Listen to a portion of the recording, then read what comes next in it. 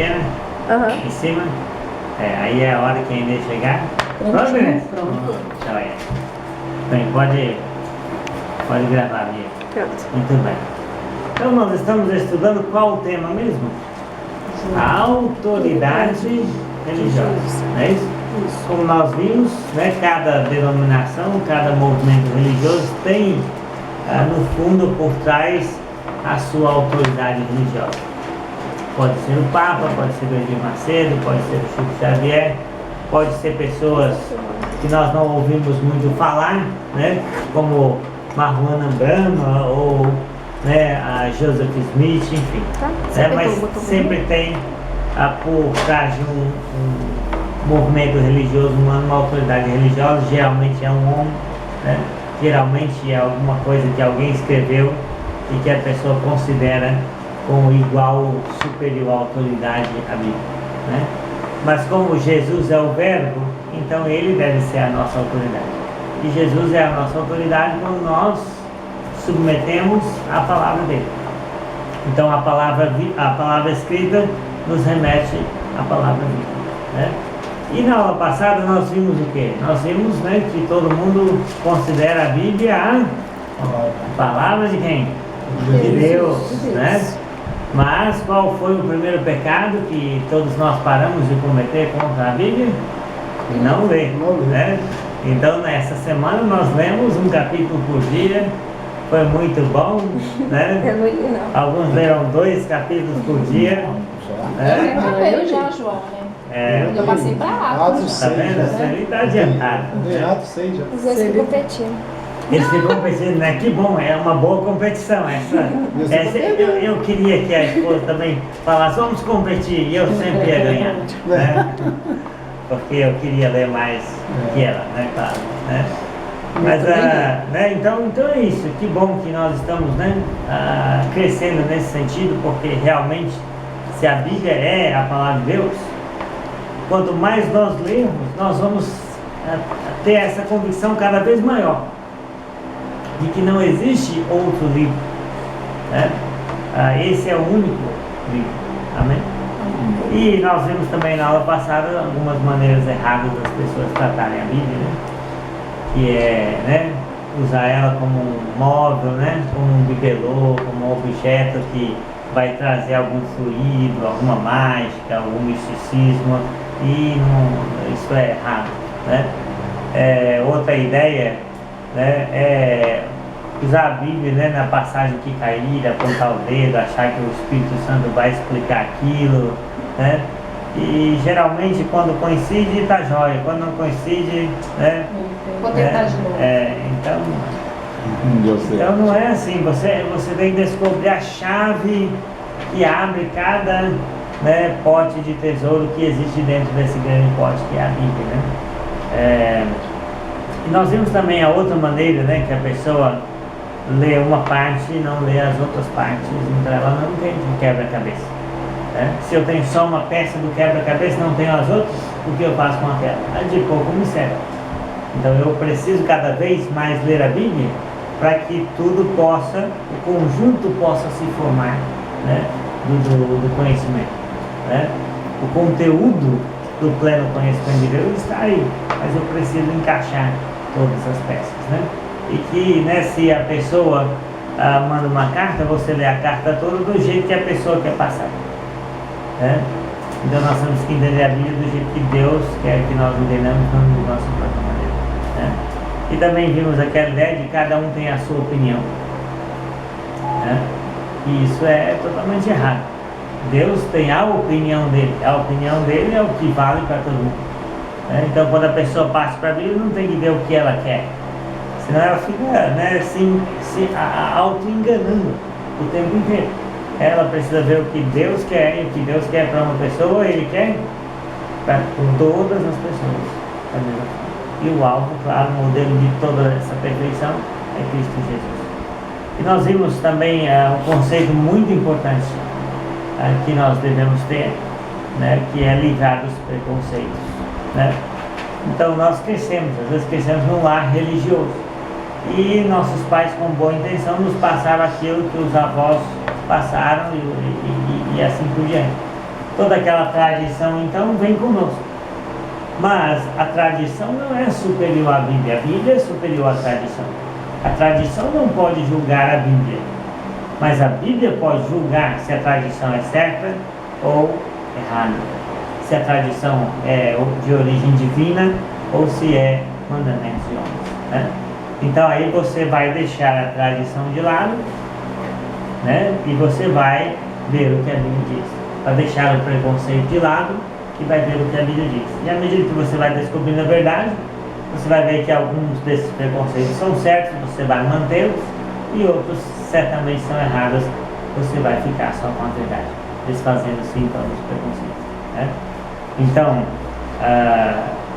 Então, nenhuma experiência, nenhum professor, nenhum coração, nenhum sentimento, nenhuma tradição, nenhuma nova revelação pode julgar as Escrituras.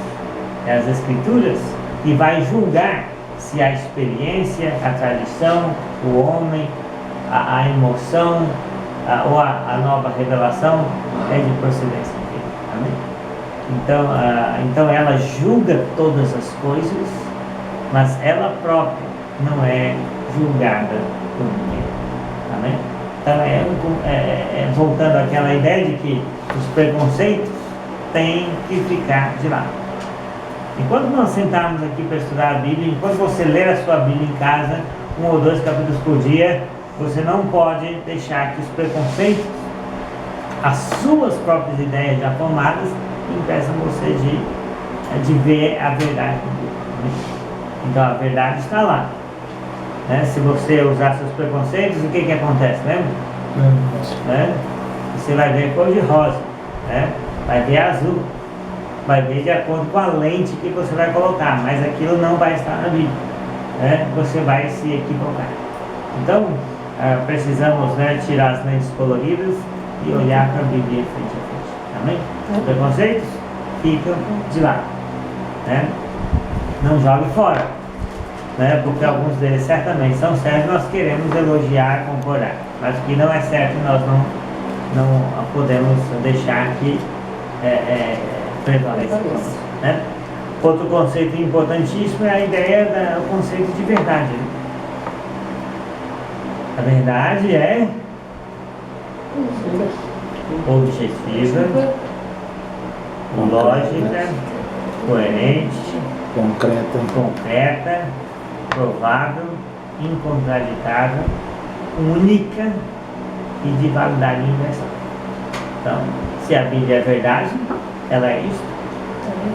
É assim que eu devo encarar tudo que está escrito nela. Amém? Então, não existe verdade o quê? Subjetiva. Mas eu sinto no meu coração, mas eu acho, mas para você pode ser, para mim não. A verdade não é relativa. A verdade, ela não depende das circunstâncias, do ponto de vista, da época, né? Ela não depende, ela é independente, né? Ela não depende de circunstâncias, de ponto de vista, né? Ela não é relativa, não é pessoal. Ela é objetiva, concreta e vale para todo mundo. Amém? Então, quando eu me aproximo da Bíblia, eu digo que a Bíblia é verdade, eu tenho que manter sempre esse conceito certo. Se não, imagine a própria situação que eu passar, eu estou nessa circunstância, vai me influenciar a torcer o sentido das Escrituras, né? Então eu não posso. É a verdade, é objetivo, eu tenho que encarar ela dessa maneira, né? Então Deus criou a sua mente, Deus criou a mente de todos nós, Deus é inteligente, então Ele fez um livro lógico, coerente, incontraditável, que Ele quer que a sua mente descubra. Então a ideia é que Deus já deu o livro, e nosso trabalho agora é buscar o pleno conhecimento da verdade. Amém? Bem, então, apesar das meninas não estarem aqui, nós vamos dar prosseguimento, tá, na nossa aula normal, tá? Então a Bíblia é uma coleção de quantos livros? Acho que 7. São 66 livros ao todo. Não é tudo isso aqui, No Novo Testamento, que é 27, Então É o são, novo mandamento. né? Então a Bíblia é uma coleção, né, completa com 66 livros. Tá? Então, escrito por 40 homens, né, durante um período de 1500 anos. E algumas pessoas às vezes não acreditam na Bíblia porque acham, né, Que foi escrita pelos homens. foi escrito por um cara só, num dia só. Que alguém estava lá sem fazer nada, sentou, começou em Gênesis e terminou em Apocalipse. Tem gente que pensa assim, não, a Bíblia foi um livro escrito por 40 pessoas, 40 homens, em diferentes épocas, de diferentes níveis e condições sociais, né, durante um período de 1500 anos, e você percebe que a Bíblia tem um fio da meada. Você percebe que a Bíblia tem um enredo. Você percebe que a Bíblia tem um começo, um meio e um final. Que ela sempre caminhou para um objetivo. Né? Então, como é que um livro escrito por 40 homens, em diferentes épocas, em diferentes lugares, sem se conhecerem, escreveram um livro que não entra em contradição e que tem uma mensagem principal, que é Cristo? Então, essa circunstância, né, esta circunstância da Escritura, lembra, isso é um fato, lembra? Então, a nossa fé está apoiada no fato. É fato que 40 homens, né, durante um período de 1500 anos, escreveram 66 livros que compõem a Bíblia, e a Bíblia não entra no tempo de contradição, e ela tem um tema central que é Cristo. Isso é um fato. É? Eu pensei que tinha sido escrita pelos apóstolos. Não sei. Tem partes que são. Então, né, dentre esses homens que escreveram, né, aí quando nós estamos falando isso, nós estamos falando do Velho e do Novo Testamento. É a Bíblia toda. Dos 66 livros. Né? E resumiu nessa que está aqui com a gente. É. Os 66 livros. 66 livros. Está aqui. Está aqui. Tá vendo? Maravilha? E Deus ainda providenciou que a gente estivesse na nossa mesa 2000 anos depois. Então é um livro fantástico, precioso, perseguido, né? Muitas épocas a Bíblia foi proibida de ser lida. Vou pegar a minha folhinha aqui. Eu não posso perder nenhuma parte da Bíblia, você concorda, né? Então, enfim, então um livro, né, especial por esse sentido. Então, dentre esses homens, dentre esses 40 homens que escreveram os 66 livros da Bíblia, entre eles tinham reis como Davi e Salomão, né? Tinham poetas, né, como Asaf, né?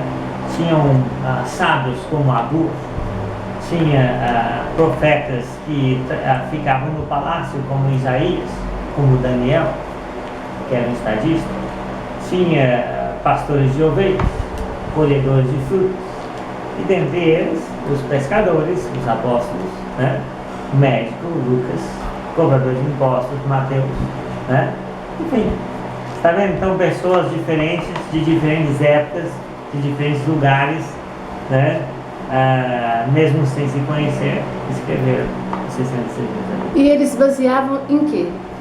Para escrever? Nós vamos ver isso hoje, né? Nós vamos ver isso daqui a pouquinho, né? Então, também, exatamente, né? Deus vai agir na história, né? Por exemplo, na história de Israel, e eles vão ser testemunhas dessa história, e eles vão relatar os fatos e as ações divinas, né? E a mente divina pela inspiração. Vai dar a perspectiva divina da história do povo de Israel, né? E claro, tem sinais, tem tudo aquilo, né, que Deus provou que era Ele mesmo que estava fazendo. Bem, então, desde que Moisés começou a escrever Gênesis, né, até o apóstolo João terminar o livro de Apocalipse, foram 1500 anos que se passaram, né? 1500 anos de história, né? Que a Bíblia, então, ela tem um período, né, entre os dois testamentos que Deus não deu revelação nenhuma, né? É uma coisa interessante falar sobre isso, porque então você tem de Gênesis até Malaquias, você tem 1000 anos, né? De Gênesis até o profeta Malaquias, no final do Velho Testamento, você tem 1000 anos. Do profeta Malaquias, foi o último profeta inspirado na época do Velho Testamento, então você vai ter 400 anos até nascer João Batista e Jesus. Nesse período de 400 anos, Deus parou de falar. Ou seja, por quê? Porque tudo que ele havia de falar, que ele queria que o povo esperasse, já estava falado nas Escrituras do Velho Testamento.